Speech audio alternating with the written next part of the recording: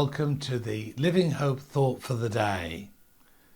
We are going to look today into the second book of Samuel. The first book of Samuel introduces us to David, and we see him being anointed and set aside as king. We see that he has to wait God's time to move into that kingdom, and there's going to be quite a time before Saul is going to be killed on Mount Gilboa. Now, David does come into the kingdom. He comes in with humility. He doesn't come in and, this was what God has ordained and took rather a long time, but now I'm here.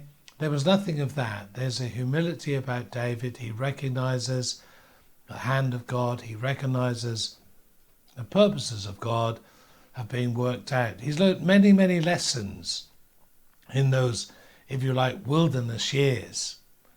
Again, recently it was quite fascinating to be in Israel and to see the cave where he found King Saul one day and could have killed him and decided not to, because he knew that God would get rid of Saul when it was God's time. But now we find that David is king, and he asks a question in chapter 9 of 2 Samuel chapter 9, which is a very interesting question. He says, "Is there anyone still left of the house of Saul to whom I can show kindness for Jonathan's sake?"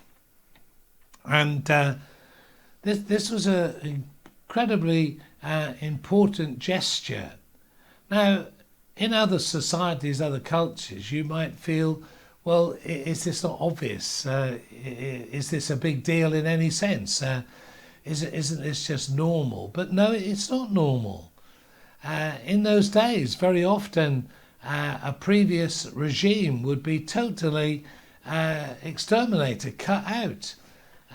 Perhaps fear, perhaps the sense of maybe someone would start a rebellion against the new king, and so sparing and wanting to honor people in the family of a previous king was not necessarily just an automatic thing.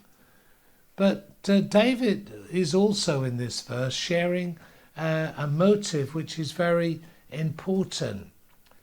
He had great trials with Saul. In his younger years, Saul picked up a javelin once and threw it at him, trying to pin him to the wall. And then there were the days when Saul was hunting for him.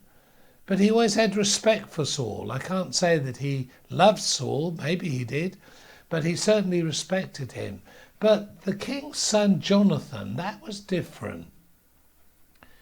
Jonathan had a different heart, and Jonathan had great respect for his father, loyalty to his father, but certainly saw through his father's rebellion and fall. And he had a great affection for David. They were not natural brothers in any sense, and yet in a spiritual sense, they were very, very locked together. And this relationship was so special. When the crunch came, Jonathan chose to go to Gilboa with his father and died there. And the loss of Jonathan was a very, very big loss. It may be as you watch this clip today that you've just lost someone very important and very special in your life. And you can know the comfort and strength of God, which Jonathan was going to know. But one of the ways that that David would know. But David knows that one way he can honor Jonathan is if there's anyone in the house. And what comes to light is Mephibosheth. Mephibosheth is lame, he's needy, he's defenseless, but he sits at the king's table. Jonathan is honored. David has done the right thing, and God blesses this humble, mighty king. God will bless you and I if we humble ourselves and do things that are right and pleasing to him. He will not let us stand. God bless you.